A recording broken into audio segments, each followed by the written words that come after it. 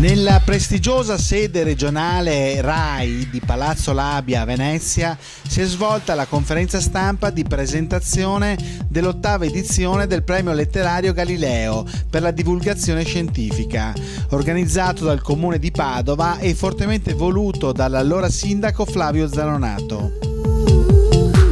Presidente della giuria scientifica di questa edizione è Nicoletta Maraschio, linguista e presidente dell'Accademia della Crusca. Questo premio mi ha dato l'occasione di leggere molti testi di divulgazione scientifica e mi sembra che la formula del premio sia molto azzeccata, perché viene scelta una cinquina di testi che poi vengono distribuiti in molte scuole, tutte in una scuola per provincia. E quindi la giuria popolare, diversamente da Campiello che è fatta su una selezione statistica, in questo caso la giuria popolare è fatta da ragazzi della 4ª classe delle superiori, che quindi voteranno i testi scelti dalla giuria.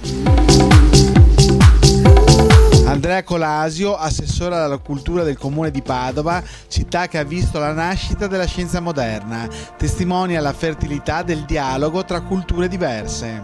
Oggi abbiamo, solo quest'anno, oltre 150 volumi mandatici da una molteplicità di editori. Come dire, anche a livello editoriale è cresciuta la consapevolezza che la divulgazione scientifica è un tema che può produrre risultati economici. Vuol dire che nel nostro paese qualcosa sta cambiando. Per un paese che sogna di giocare la carta del Made in Italy dell'innovazione, credo che far crescere una cultura scientifica diffusa sia seminare appunto dei saperi, delle competenze che un domani, mi auguro, diventeranno possibilità occupazionale e capacità innovativa diffusa in un paese che ne ha assolutamente bisogno.